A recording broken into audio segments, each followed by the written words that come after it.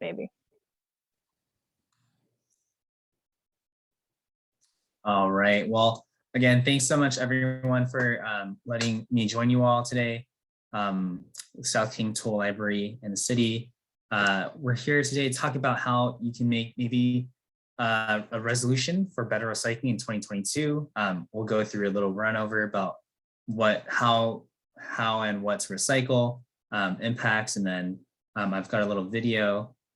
And then Amanda will talk about the South King Tool Library, and Colleen will kind of talk about the different programs with the city. So with that said, as we all look to the new year, just around the corner, we want to maybe think about making it a resolution of ours to recycle a little more and a little better. So today I'll run through why recycling matters. And I have a little virtual tour of a MRF. I don't think we'll play the whole thing because it is a bit longer. And we want to save time for some Q&A and just a lively discussion. I think there's a lot of people in the room that we can really build off each other.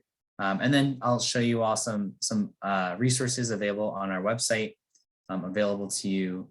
And yeah, so looking at this chart here, this is a pie chart of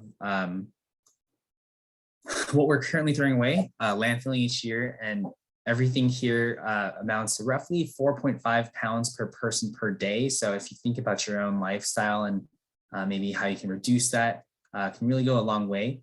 A lot of what you want to see from this graph here is a lot of the material that we do throw away has the potential for recycling or composting, and very little of what we throw away is often true garbage per se. So when you look at your habits and making different changes, it can really take you go a long way. And this is a study from the EPA. It is from 2018, and I just checked their site and they still have that. Trends may have changed since then, but this is still a rough snapshot of what we were doing in time. So looking at this here,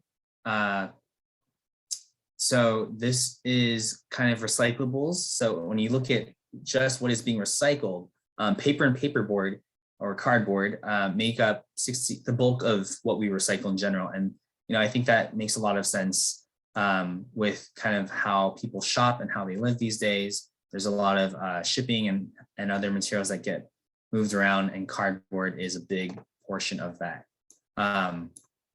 And with that said, thinking about how much we consume, and I always like to, when people talk about the 3 R's, I always like to bring up rethink as a 4th R, and perhaps the first R, we should really rethink how we consume before we reduce and reuse, and then of course recycle, which I am a big advocate of, but also it is not the first thing you should be doing. So, we do have a lot of stuff, and I'm going to show you a series of photos that highlights what a local artist a few years ago set out to illustrate how we consume.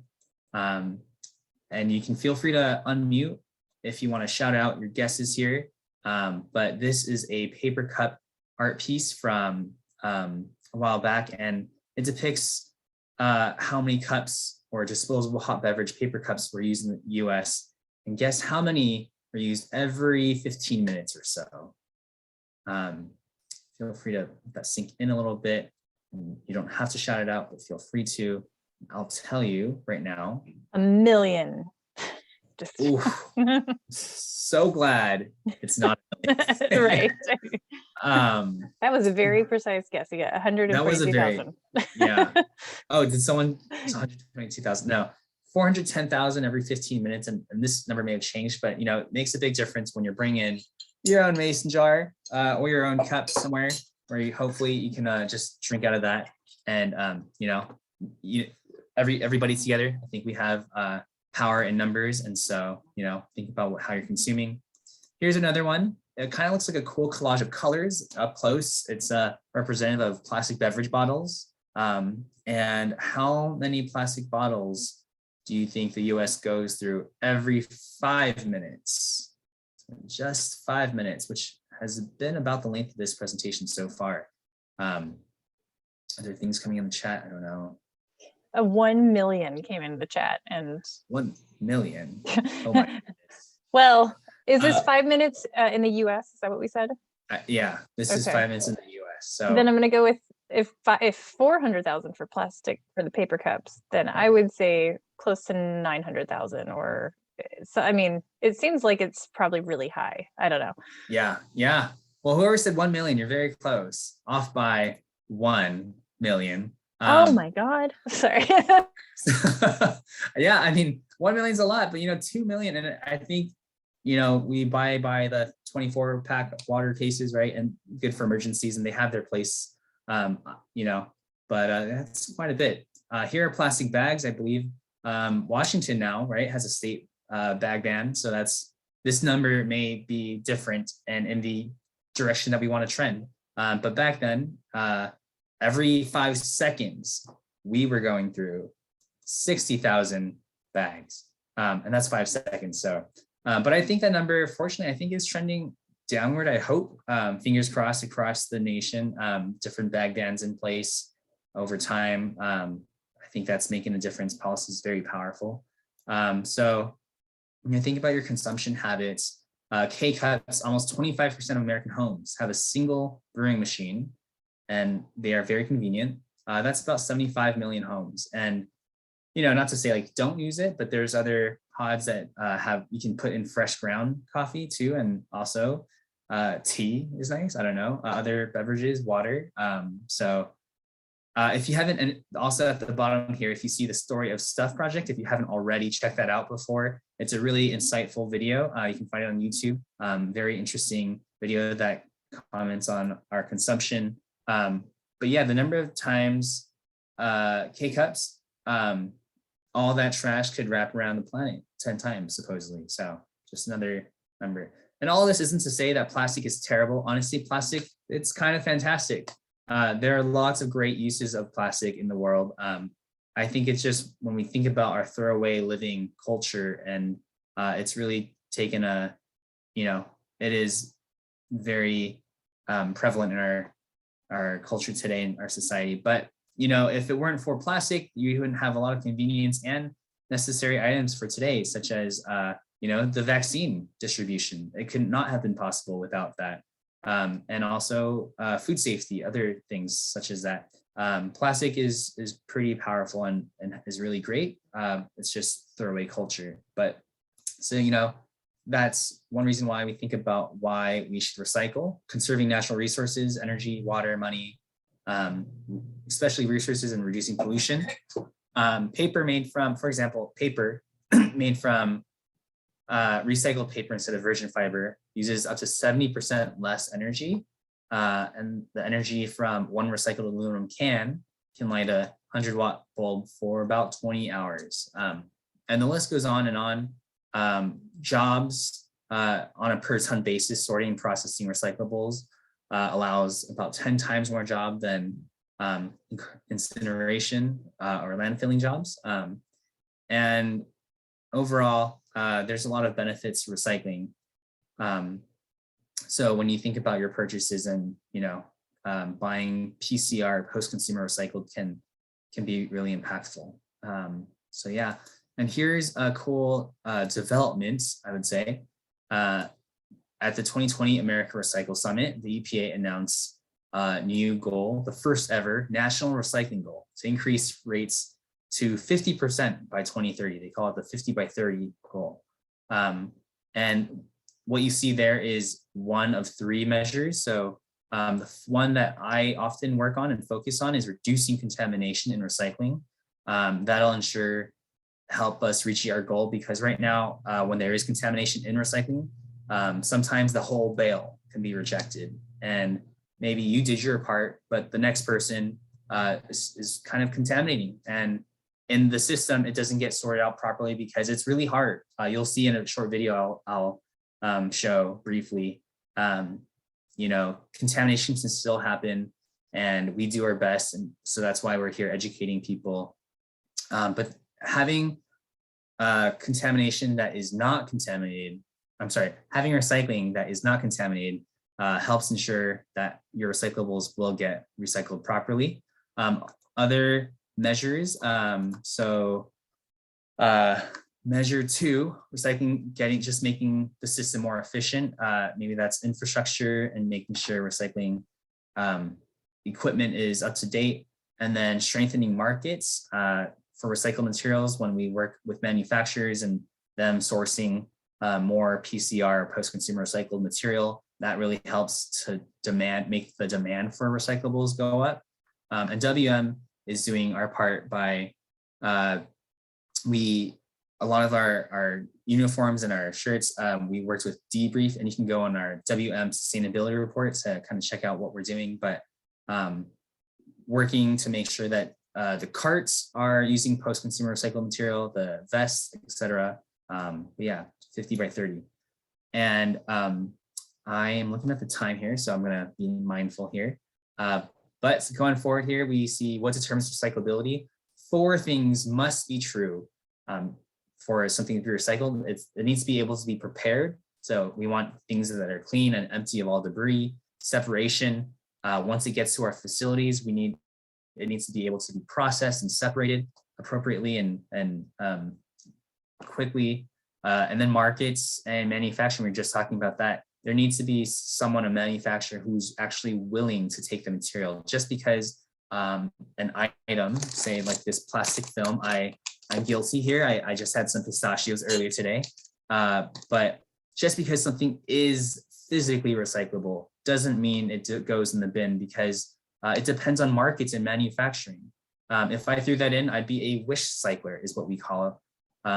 The term. You wish that it could be recycled. Now, I wish too. Unfortunately, there's just not the market or a manufacturer who's willing to take that and make it into something else. And the separation, right? Can you separate it from everything else? So all that is important. Once things do get recycled though, we put them into a big square, dense square called a bale, and they get shipped out to manufacturers. Before this though, and I'll show you a video right about now, but we have everything go from the bin that collects our material at the curbside, and we tip it onto what we call the tipping floor, and big machines help push it into a, I'm blanking here, but a moving conveyor belt. Conveyor belt. Thank you so much, Amanda. Trying to read your Teamwork. mind. Here Yes, teamwork makes the dream work. That's what they say. Yeah, onto a conveyor belt, and it goes through several processes that ensure things get recycled. But here in the third picture, you can see that is what we call tanglers. Plastic bags, garden hoses, other kind of thin material, like even a metal clothes hanger, right? It's metal, but that's not accepted for reasons that you'll see make more sense why it can't go through the separation process, right? We talked about that earlier. And let me bring up my video. Okay.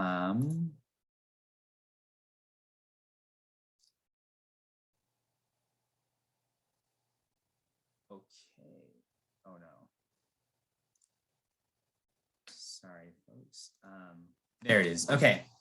So I won't play the whole thing's about 8 minutes, and I want to save time for everyone else to Q&A and talk here. So this here is a conveyor belt. When I'm going to jump into the video right now, and right after you're going to see actual tanglers running. But this material just came up from the tipping floor and onto the conveyor belt, and you can see people on the left and right.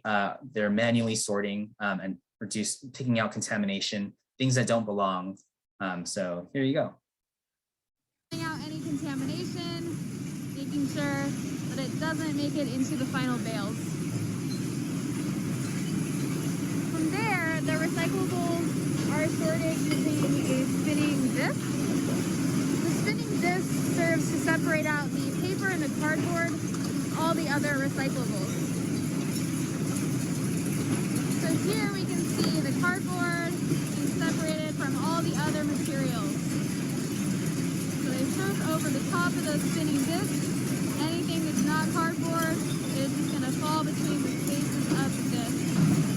And you may notice that there's a plastic bag wrapped around one of those discs. That's why it's really important to make sure that plastic bags and any other tanglers stay out of the recycling. Because as mentioned, they tangle around things and cause the machinery to break down, which makes the recycling process really inefficient.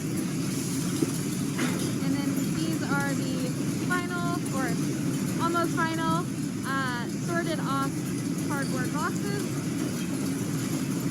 And after this, we're going to see in a second, there is a final quality control station to make sure that those are the highest quality recyclables possible. This is another really similar station. So these are also So I'm going to stop it there. But if you're interested in just learning more, you can reach out to me. But even in this snapshot here, if you saw, there was a shredded paper, which is not something we commonly accept at the curbside, just because it's of that size and that preparation and separation we talked about. It's just because of the way that single stream recycling is sorted. It's just not possible to separate out those small shreds of paper. But yeah, so I'm going to go ahead and go back to this.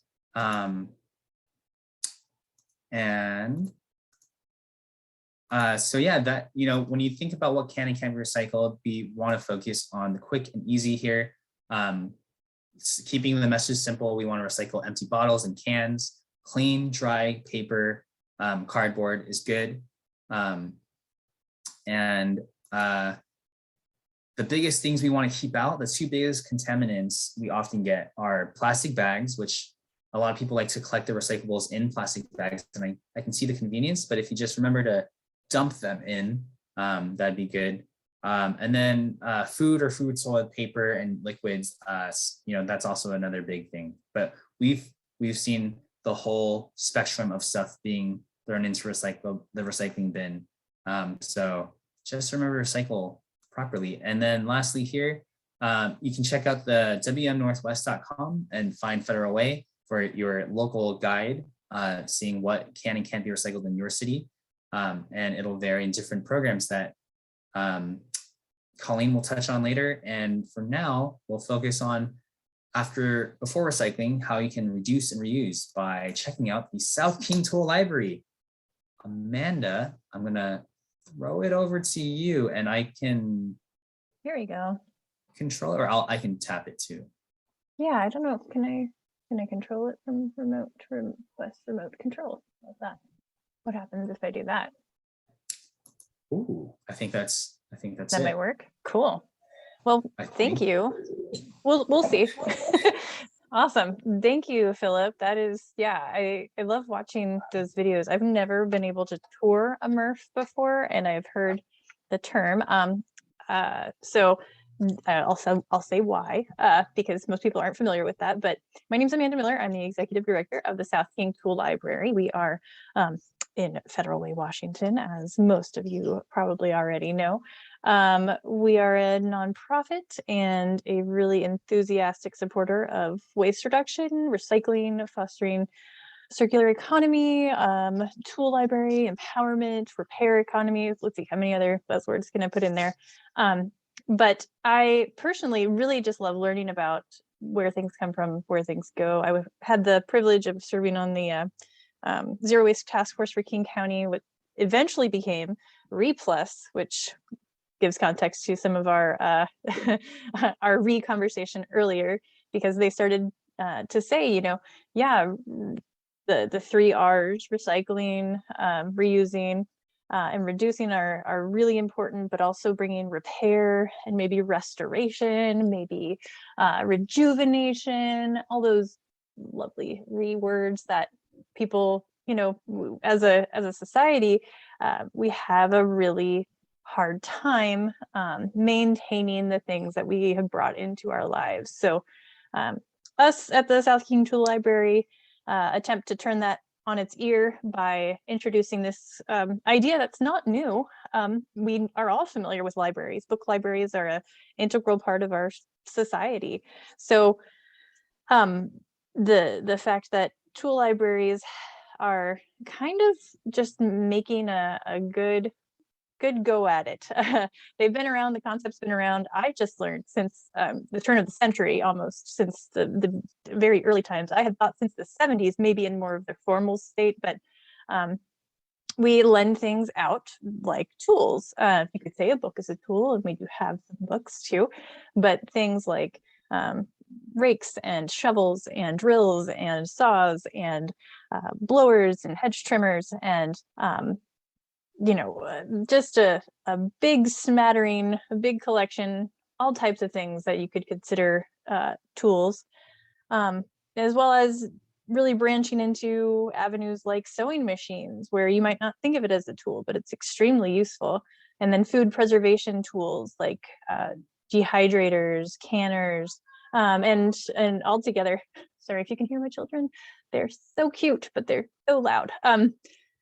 So we really just take that idea of a tool and grow it. And then go ahead to the next slide for me, Philip. Or wait, I could do it. Well, you did great. Yeah, the application for why you would borrow tools is really expansive. Maybe you just moved to the area and you didn't ever have a house before, and you find yourself needing certain tools.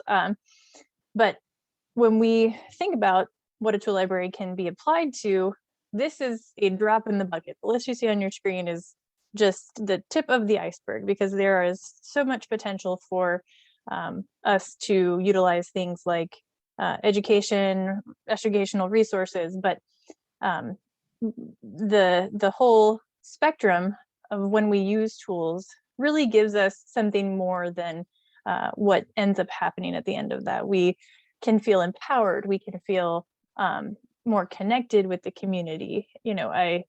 As a society, we've become a bit disconnected in these times. So I'm looking forward to the opportunity to have some more community projects going forward. But we really want to give tools as a way for people to make the changes that they want to see.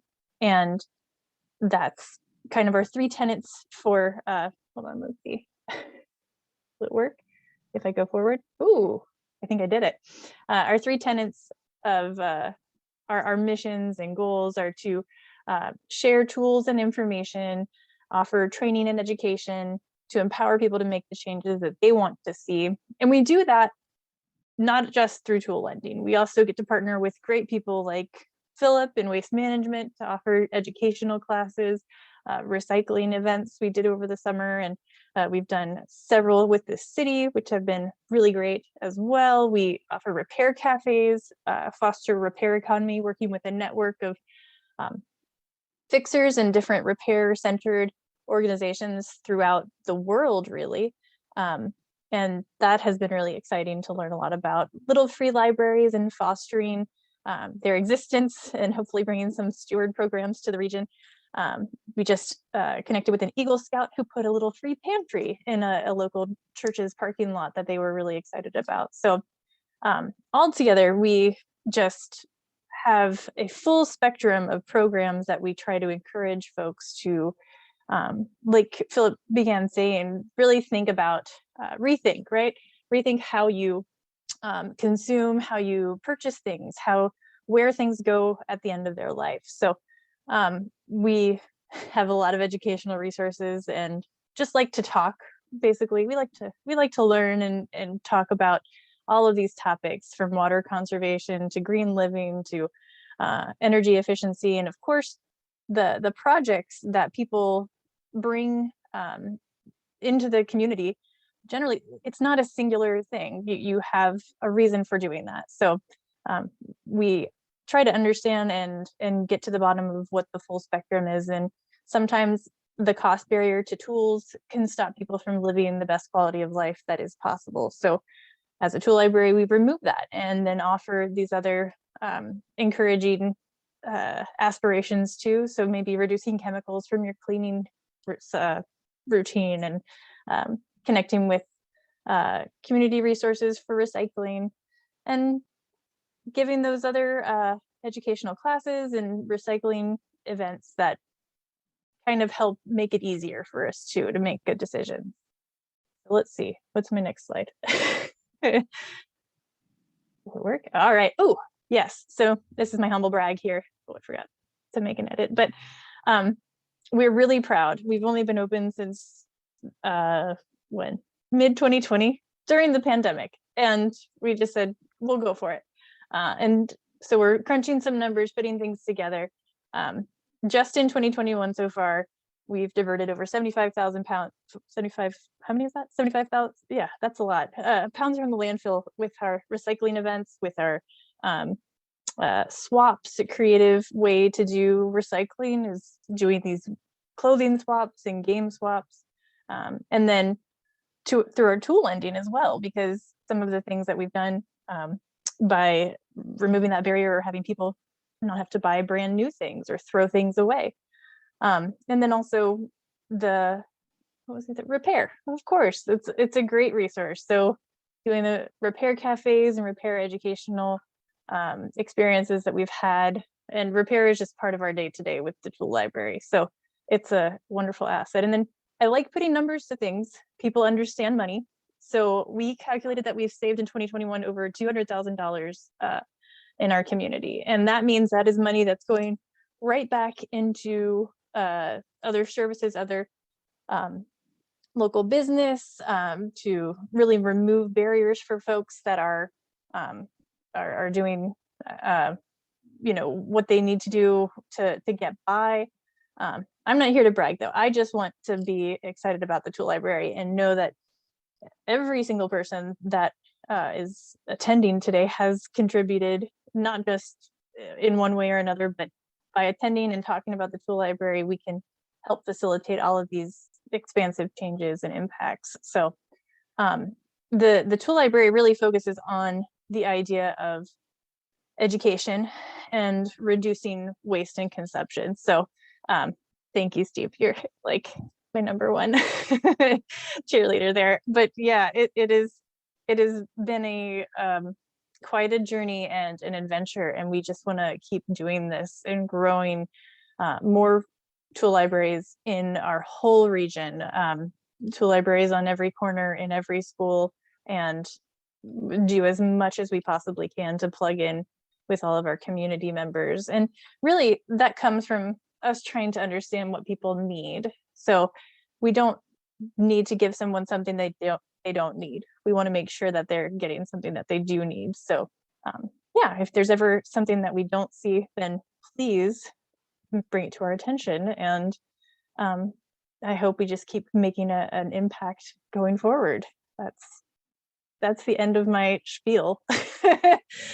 I didn't have to do a whole thing. I'm just really passionate about the tool library, and I love the opportunity to talk about it and the great work that we do. So I don't know if I had any other slides, Philip. Did I talk long enough? I don't know. There we go. All right, I'm going to, is anybody still there? I can't even see. Yeah, there we go. Let me go ahead and stop sharing there. And okay. So I think if we want to, Colleen, if you want to share different programs and talk a bit about the city. Yeah, sure. Hi, everybody. My name is Colleen Minion, and I work for City of Federal Way in the Public Works Department. And I don't have any slides, but what I wanted to share were some of the, I guess, ways that you can be connected with the city in terms of finding out information with events through e-newsletters and stuff. And so what I'm going to do is I'm going to post in the chat. I'm going to be posting some of the web addresses so that you can follow, you can go there and on your own and just kind of, oops, man, you guys went away. Where'd you go? We're still here. No, you're good. I got you. I got you pinned too, so hopefully everybody can see you. All right. So yeah, I'm going to go back and forth with my cutting and pasting, or copying and pasting. So the first link I'm going to share here. This is on the city's website. It's a list of recycling events that are coming up, and right now we have some that are scheduled, but we don't have flyers yet created for them. So that's one of those to be on the lookout for. Coming up, we are going to be having a tree cycling and holiday light. So that's going to be up there soon, as well as an event coming up in January where we're going to be working with South Kane Tool Library to collect styrofoam for recycling, as well as having a shredding event. So we have these events. We try to host them every month to collect those hard to recycle items so that there is an alternative way rather than you throwing them into the trash can. Oftentimes people don't know what to do with styrofoam, and you cannot put down your curbside recycling. So as an example of us trying to create an opportunity for you to be able to recycle it. So be on the lookout for that. That is January 15th that is scheduled for. And you can, like I said, you can go to that website. There will be flyers and that will be designed and that will be posted there, as well as there will also be Facebook events created for them. And what you can do is you can go to the City of Federal Way's site and you can like us, follow us, and you will get notified of them that way as well. The other way to be notified of coming up events, I'm going to copy and paste another link, is we have an e-newsletter that the City of Federal Way through Environmental Services produces. It has been on hiatus for a few months, and we're going to be starting that up in the new year. And that is a way to just be informed of anything to do with recycling, garbage. We're also going to be talking about surface water and storm water as well in there. So you can go to that site and just click on that you're interested in environmental services, which, like I said, is garbage, recycling, stormwater type of information. Another site to be informed about in terms of electronics, we just happened to have an electronics recycling event this past Saturday. And again, it's one of those things we try to host those hard to recycle things, but if any time during the year you need to recycle items, you're looking for a place to take your computers or TVs or monitors, you can go to this site here, eCycle Washington, and you just type in your location and you can find all the different locations where you can take those items. King County Solid Waste also has a great tool that's on their site that's called What Do I Do With? And that's exactly what it's for. If you're sitting there thinking, what do I do with? And they have this great database where it will tell you what to do with it. So that is very helpful. I put that also into the chat. And I have two more to share with you. The next, it's related to shredding. If ever you're looking for shredding events, we post our shredding events also on the Attorney General site, and you'll see that it's basically the whole state can put different shredding events. So it might not be something that we sponsor, but you can look to see like, oh, is there something else in the community or somewhere else in the community, or maybe close by, or hey, I'm going to be driving this way anyway, so maybe I can just take my papers to shred at this other location in a totally different county even. So it's a way to kind of just be on the lookout for any other locations that are offering shredding as well. And the last one I want to share with you is it's related to solid waste. It's not necessarily recycling, but it's the idea of what to do with items that have hazardous waste in them, like household hazardous waste. So a lot of times people are trying to figure out how to get rid of those types of items. And there is a waste mobile that is located in Auburn, and it operates every Saturday and Sunday. Check their calendar just to make sure, because the holidays, you know, it can vary, obviously, but it's a really great way to get rid of those items out of your house if you're interested in doing some green cleaning and trying to get anything that's potentially hazardous or has warning or poison information on it, and you're trying to clean up. So. All right, any questions for, I guess, any three of us? I was going to say, I forgot to mention that we do ongoing battery recycling at the tool library. So household batteries there, and a lot of other places around the city do as well. I know the community center, I always used to pack up my swim bag and put my batteries in with that, and that was weird. So I'm glad I don't have to do that anymore. But thank you. That was awesome, Colleen. Philip, Can you do those websites again? You went through them so fast, it was hard to write them down.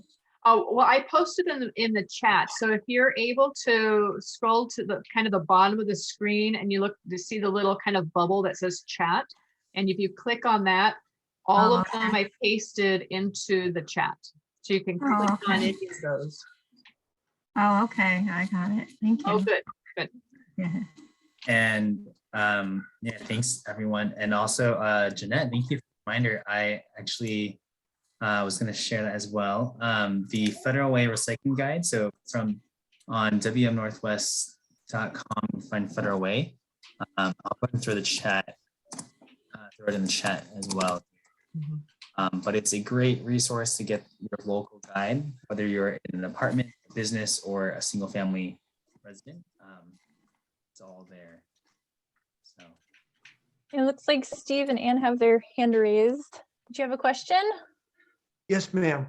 I think our big question for the night was we understood a little bit about the contamination.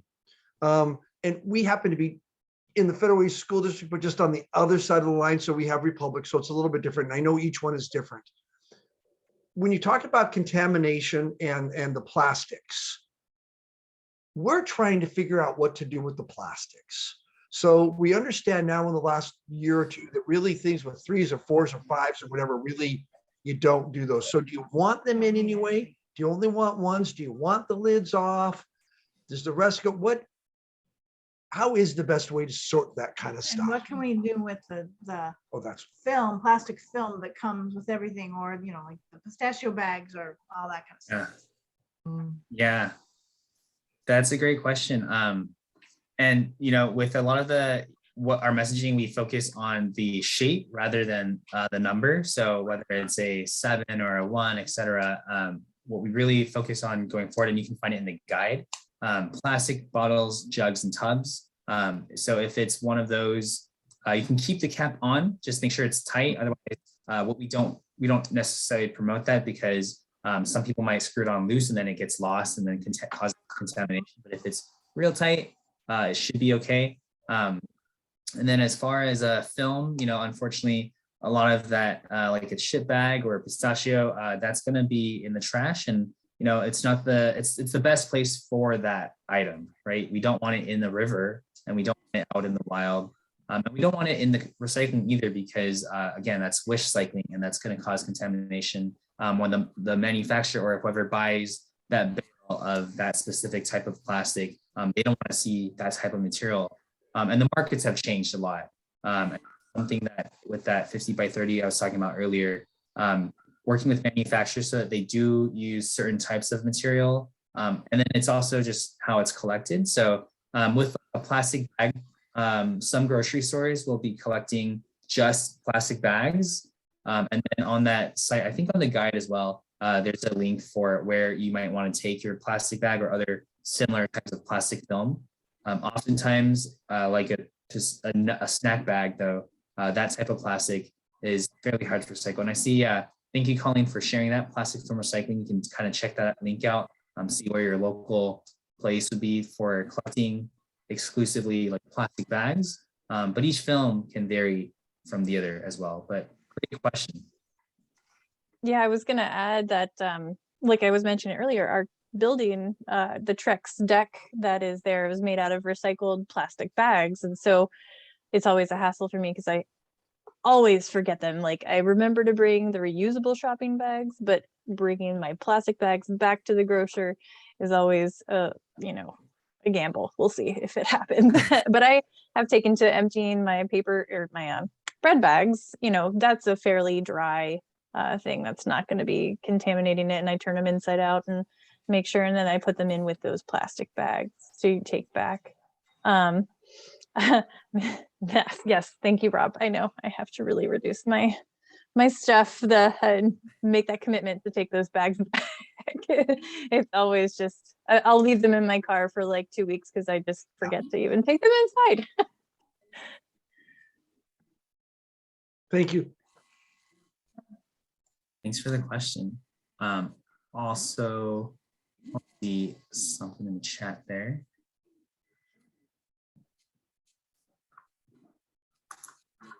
Yes. Trex does some really great work. Thanks for sharing that, Han. They donate benches, and they have a program, actually, Steve, you might be interested in this, where students can collect plastic bags and bring them in. And if they do enough, I think there's a competitive, or they did pre-pandemic, I'm not sure. But they will donate a bench to the school that's made out of Trex. So that's a pretty great program. I love it when it's a direct kind of correlation, but even those things like the little free libraries are a way to reduce waste, because book wastes are extensive. We had the game swap, which was like the first that we had undergone something like that. And I'm looking forward to a book swap. So, a book and maybe DVD swap or something like that for those that don't book as much. But yeah, that's, the game swap was a lot of fun. It just, there's so many things we could do with that. So yeah, thank you guys. I just want to thank everybody for coming and talking. And yeah, were there any other questions about hold on. I was wondering. Go ahead. I was wondering, I live at Celebration Senior Living, and you guys used to come here and do an event, like the recycling and also the waste management, kind of educating the people, because they put a lot of things in our recycling that don't belong. It's a big community. We have 400 residents or something. So I was wondering if you're going to be doing that. Like we had a repair cafe come here once. Yeah, we have done some repair cafe on tour. Before the pandemic, we did some remote location repair cafes, and I think we don't really have plans to do the remote ones anymore, but you are welcome to join us at the in-person ones that we're going to be scheduling in 2022. A lot of people here don't drive, and yeah, just with the regulations with COVID and everything. Yeah, Okay. but we're trying to kind of innovate and figure out a good way to do that. So thank you for mentioning it too. And you said it was a Celebration Homes, is that right? Celebration Senior Living. Celebration, yeah. Right highway. Yeah, I think I know. We had recycling here. No, you came to one of our events where we had community groups, yeah, some of the outreach. Yeah. So the recycling was there and the repair cafe was there. Because these people need to have more information on recycling. They don't know what to do. Yeah. They do a lot of waste. Yeah. And I think sometimes too, people get stuck because, well, we used to be able to recycle these things. And like Philip was explaining, that secondary. Yeah. And with the numbers, like that gentleman was speaking about, they're like, well, what do we recycle now? Yeah. And the really, thinking about it when you buy it is kind of your best bet. Like if there's an option, sometimes I kind of went on a tangent with King County about how people are disproportionately burdened when they don't have options, or they're on a limited income budget. They can't buy packaging that might be more recyclable.